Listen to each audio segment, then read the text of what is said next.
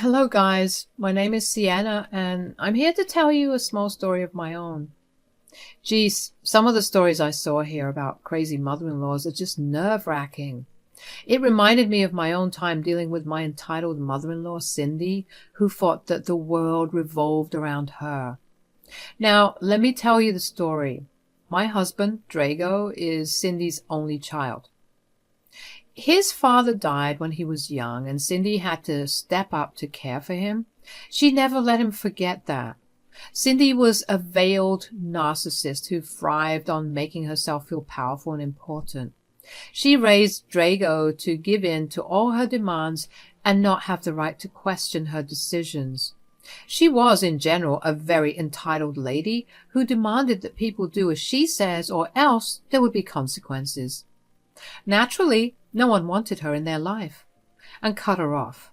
That made things worse for Drago, who was now Cindy's main victim. Cindy met her match when Drago and I got married. When I was dating him, Drago was always reluctant to introduce me to his mother. When I finally met her a few days after my engagement, I knew that she was the problem and not me. Since Drago had moved in with me into my house, Cindy was slowly starting to lose control over her son. Her son no longer wanted to give in to her demands easily or fund her horrible lifestyle. She, of course, blamed me for changing him. Now, I ignored her nasty talk for a while because she didn't live with us. But one day she suddenly showed up to my house with her suitcases in tow and said, "Sorry for not informing you earlier, but I will be staying with you here for a while." What? Why, Mom? What happened to your apartment? Well, I got evicted because you don't bother to send me money anymore. I guess this is what you wanted, to see your poor mother homeless. Sienna changed you a lot, you know. Mom, you were spending money on dumb shit and always kept asking for more. That's not a way to live your life. Don't teach me how to live my life. I raised you and not the other way around. I ran into some financial trouble and got evicted because of you. So you are obligated to house me until I get back on my feet. I will tolerate your stupid wife, but you need to get rid of the nasty dog. I stood open-mouthed while she rambled on her ridiculous demands. Oh, and the dog she was talking about is my now 7-year-old golden retriever named Leo. I was stunned by what she said and barely registered when she told Drago that we needed to get rid of my dog for her. The dog I had for 7 years. Leo was my family, not some plushie I could just throw away. I was ready to shout at Cindy when Drago took me aside and said, "I know what you're mad about, but let's not turn this into a fight. Look, it's true that I haven't been sending her money whenever she wants. I feel a little guilty to know that she lost the house because of me. Can we let her stay at the house for a few months, please?" What? Drago, you know what a toxic and manipulative witch your mother is.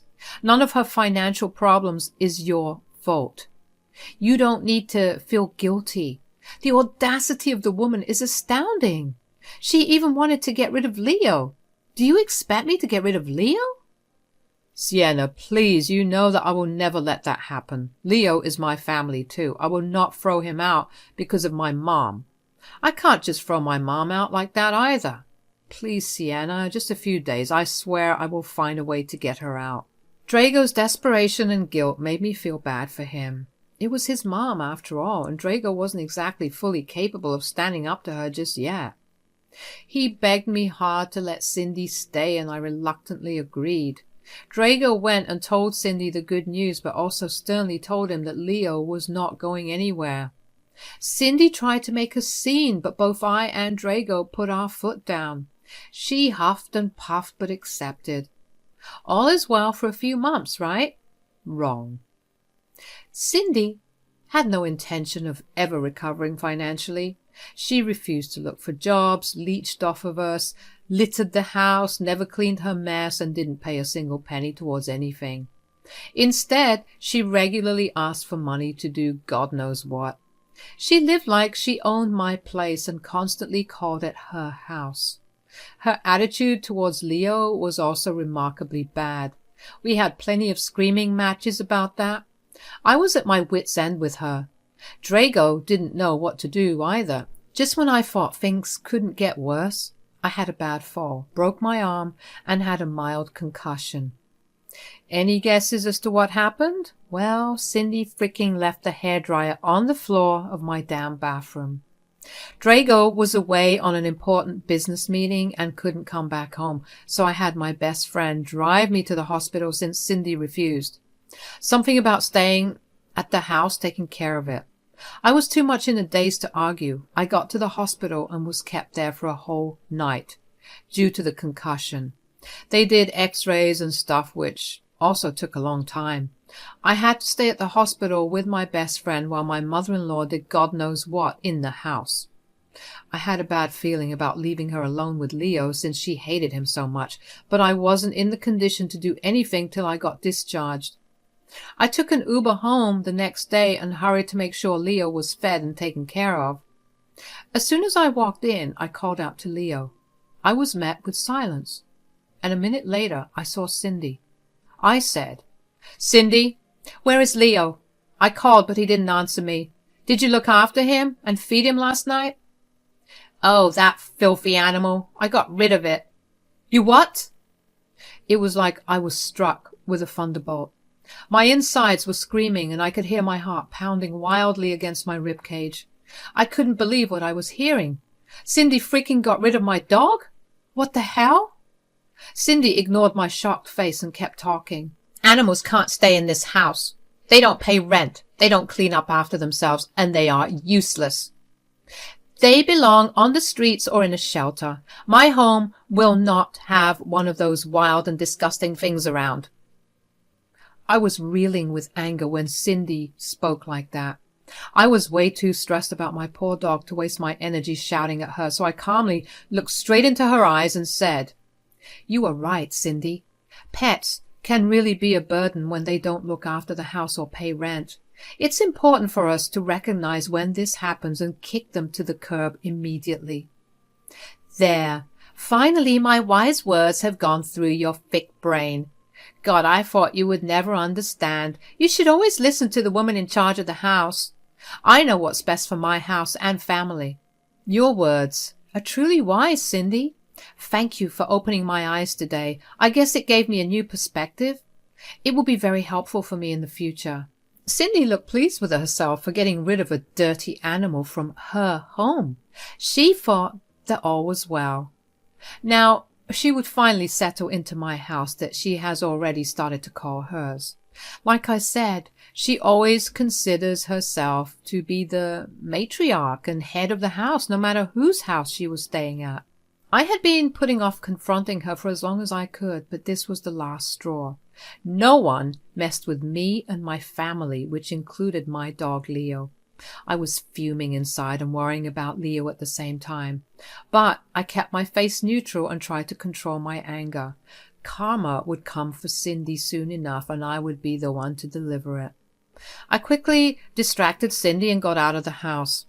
From what I could tell, Cindy had used my car to drop off Leo at whatever shelter she could find. So I logged on to my car's GPS system to find out where she had gone. I didn't want to ask Cindy directly because she clearly wasn't going to give up the location. She knew that I would try to get it out of her. Plus, asking her would give her warnings that I might bring Leo back. I wanted to keep her in the dark. I left the house on the excuse of getting medicines and called on Uber to the animal shelter where my car's GPS showed me Cindy had gone. I got my beloved Leo back. I explained the situation to the staff there and gave all the details. Leo was microchipped, so they knew I was the real owner. Thankfully, they understood my situation and let me take Leo after signing some papers.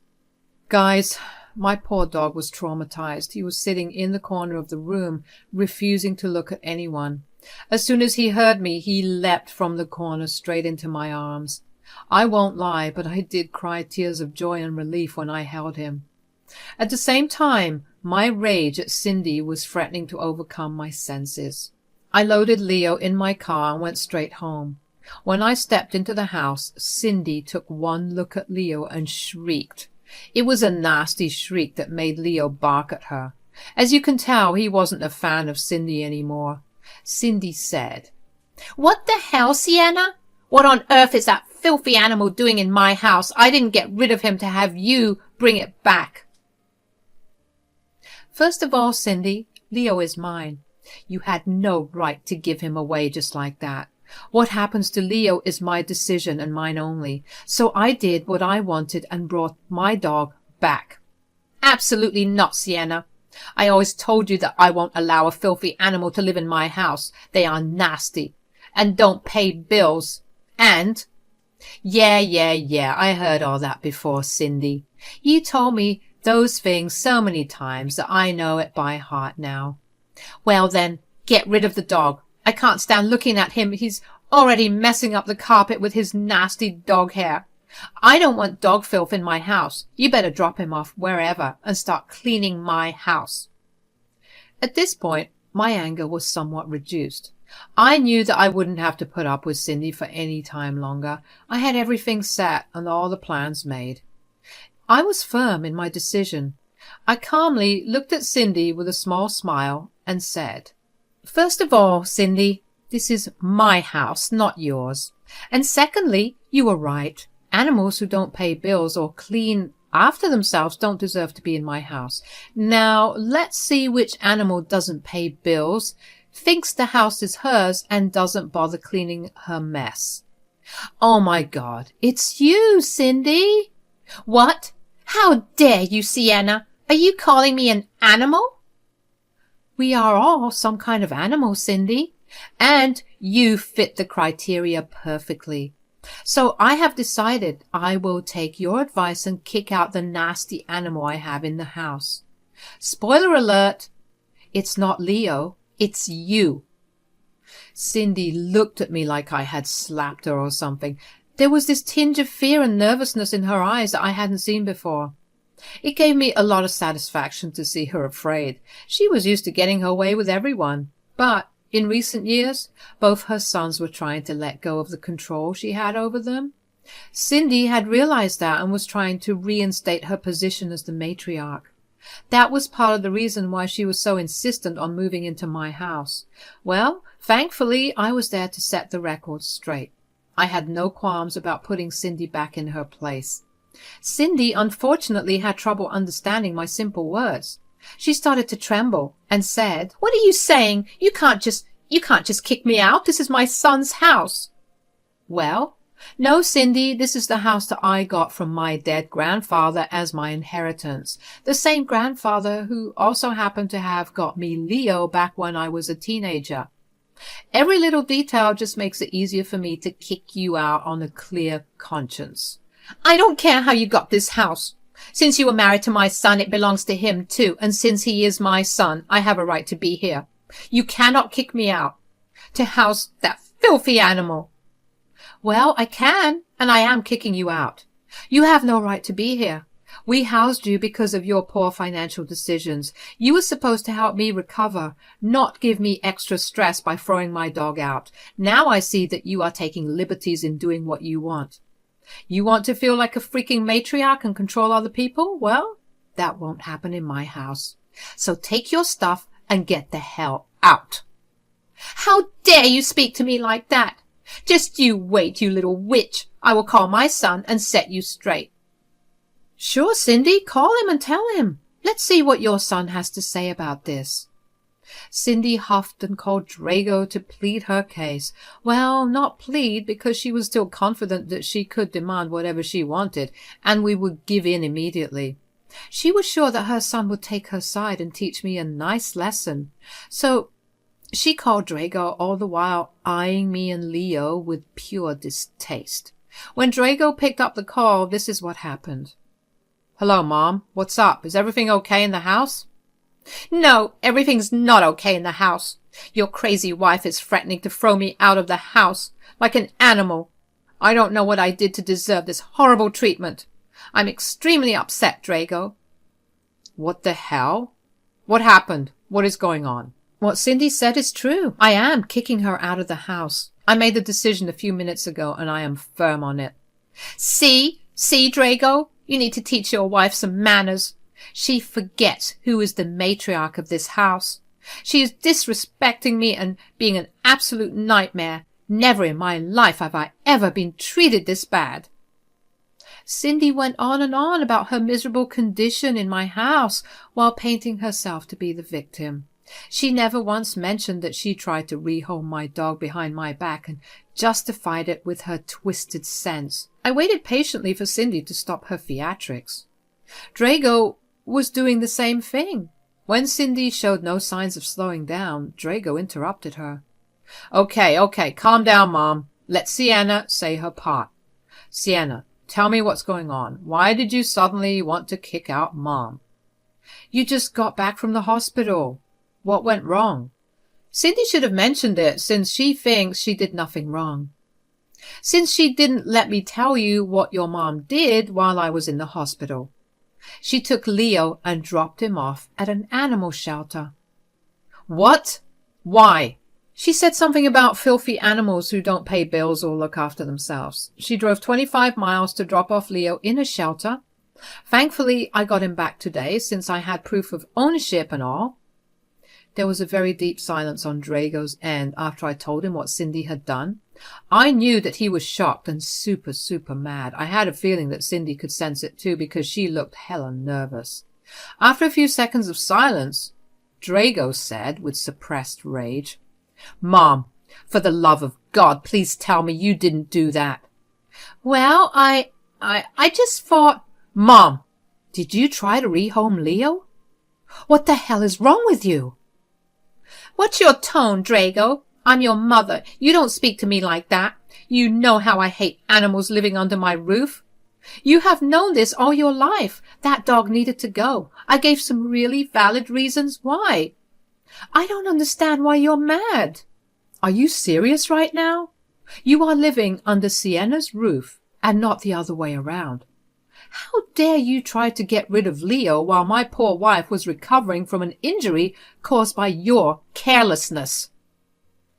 Drago was raging mad now. Even though I had Leo first, he lived with Leo like his own pet. Leo wasn't just a pet. He was family, and you don't mess with Leo and get away with it. Cindy had never seen or heard Drago react to anyone like that. She actually flinched at his tone and looked shocked. Soon it became evident to her that her son wasn't going to take her side. She tried to placate him by softly crying and saying, Drago, why are you talking to me like that? You're scaring me. You can't be like this with your mom over a stupid dog. Leo is not a stupid dog, Mom. He is my family as well. We made it crystal clear to you when you whined about moving in with us. Sienna let you stay rent-free in her house, only to have you backstab her and me. How did you think it was okay? Drago, you're not thinking straight. It's just a dog. That filthy little thing. Stop. Stop right now. You are freaking delusional if you think you can justify your actions in any way. Instead of asking for forgiveness from Sienna, you thought that calling me and making me scold her would be correct? Are you insane? Cindy was now crying while clutching her phone. She slowly sunk into my new plush sofa and tried to make Drago listen to her stupid reasons. Leo was still behind my legs, trying to stay as far away from Cindy as possible. God knows what that awful woman has done to my sweet boy. My heart ached for him, and I longed to make him feel safe again. While Drago shouted and Cindy cried on the phone, I decided to step in and end the drama ASAP. I said, Drago, your mom is refusing to leave even after I told her multiple times. Leo is super traumatized and is hiding behind my legs. I can't bear to see him pull this anymore. Oh, God, Mom, what did you do to my poor dog? You know what? It doesn't matter anymore. I heard enough already, Mom. You need to leave. You are not welcome in the house anymore. Sienna already told you that, and I am telling you that I don't want to be in contact with you anymore. I am done with your power play. You have hurt me enough. I won't let you hurt my wife and my new family too. Oh my God, Drago, what are you saying? You can't let a filthy animal and this witch of a wife come between us. You are my son. I'm your mother. I only did this because I want the best for you. Stop that nonsense right now, Mom. You did what you thought was best for you. Like always, you cared nothing about other people. You don't care about your own son and daughter-in-law. I put up with you for years because you're my mother, but not anymore. Not when you're trying to control and hurt my family. Leave the house right now before I call the police on you myself. Drago said that and hung up on her. I told her to pack her shit while I carried Leo inside my master bedroom. My best friend had also arrived because I had notified her of the situation on my way to pick up Leo. She would stay at the house with me to take care of me and make sure Cindy got the hell away from all of us.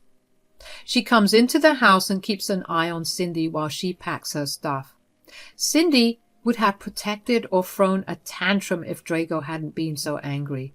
Plus, the fact that my best friend's husband was a cop also made Cindy hurry up and leave before the cops seriously threw her out. She was crying the entire time, and I could hear her from my room. I comforted Leo and waited for my best friend to give me the signal when my horrible mother-in-law was gone. After Cindy left, I got a rather pained call from Drago. I could tell that he was distressed and that he was blaming himself for what happened. He said, "I'm so sorry, Sienna. This should never have happened. I should have just listened to you and kept my mom at arm's bay. If I had, you wouldn't have been hurt and Leo wouldn't have been traumatized." Drago, don't be so hard on yourself. I knew you had good intentions when you wanted to help out your mom. It's not your fault she refuses to change. But I don't think it will be wise to have her around after this. I for sure wouldn't be comfortable. You don't have to worry about that, Sienna. I'm done with Mom and cut contact with her for good. I will fly back as soon as possible to be with you, and I will get therapy to make sure I have the spine to tell her off when she comes demanding something from us. This will never happen again. You take care of yourself and Leo. Hearing this made my heart swell a little. I was glad that Drago was finally willing to get therapy to deal with his issues with Cindy. I really didn't want to have any connection to her anymore, and it was Drago's job to set those boundaries. I assured Drago that my best friend would stay with me until he got back. He was somewhat relieved and flew back 2 days later. He was super guilty and kept apologizing over and over again. It broke my heart to see my family suffering because of that awful woman, Cindy. Karma was still pending for Cindy, of course. As I said, she was broke and didn't have a place to stay. She thought that we would calm down and beg her to come back to live with her. She is a true narcissist, although she is too full of herself to ever seek a diagnosis. Anyway, as a week passed, her cash ran out and it became apparent to her that we weren't going to come get her. That's when she returned to our door, begging and pleading for forgiveness. That was fast, but only because she didn't have any money. No family in their right mind would take Cindy in because everyone knew that level of her entitlement. So she had to come back to us.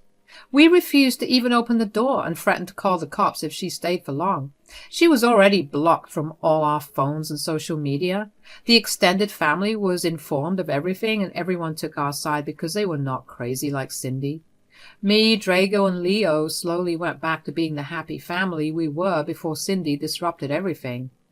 As for her, last I heard, Cindy was working somewhere in a small office, earning peanuts and living in a trailer. I will say it suits her, and hope she rots there and never comes back.